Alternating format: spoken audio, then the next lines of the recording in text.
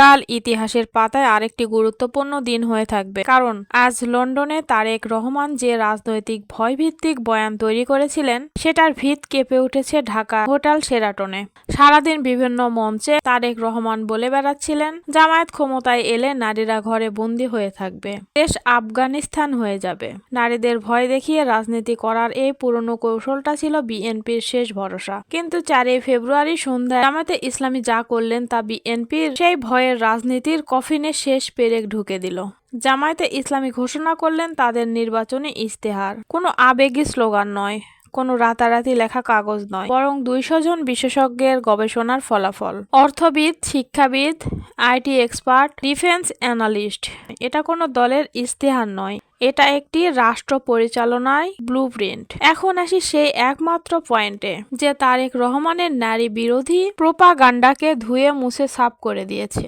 জামায়াত ঘোষণা দিয়েছে ক্ষমতায় এলে এইচএসসি পর্যন্ত মেয়েরা সম্পূর্ণ বিনামূল্যে পড়াশোনা করতে পারবে, সরকার খরচ বহন করবে। তারেক সাহেব বলেছিলেন জামায়াত নারীদের পড়াশোনা বন্ধ করে দিবে, আর জামাত বলেছে শুধু পড়াশোনা নয়, উচ্চশিক্ষার দরজায় পৌঁছানোর খরচও রাষ্ট্র নেবে। এর মানে কি জানেন? এর মানে গ্রামের গরিব বাবা আর মেয়েকে বোঝা মনে করবে না।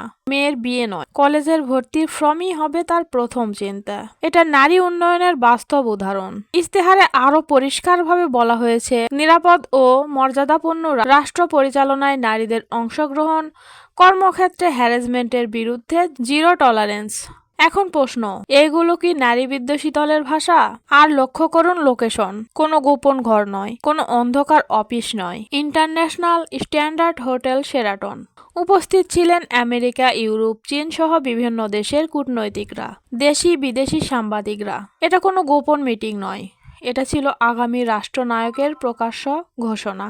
যখন শফিকুর রহমান মঞ্চে দাঁড়িয়ে 26 দফা ঘোষণা করেছিলেন, তখন সেটা কোনো চেনা রাজনীতিবিদের ভাষণ মনে হচ্ছিল না, মনে হচ্ছিল একজন ভিশনারি লিডার কথা বলছেন। ইশতেহারের নাম একটি নিরাপদ ও মানবিক বাংলাদেশ। খেয়াল করুন শব্দগুলো, এখানে এক্সক্লুসিভ রাজনীতি নেই, শুধু মুসলমানের জন্য নয়, সারা বাংলাদেশের। এখন মনে করুন কিছুদিন আগে জামায়াতের টুইটার হ্যাক করে চাকরিজীবী নারীদের বিরুদ্ধে পোস্ট দেওয়া হয়েছিল। উদ্দেশ্য একটাই, নারীদের খেপিয়ে তোলা। আজকের ইশতেহার সেই হ্যাকারদের মুখে সপাটে চর।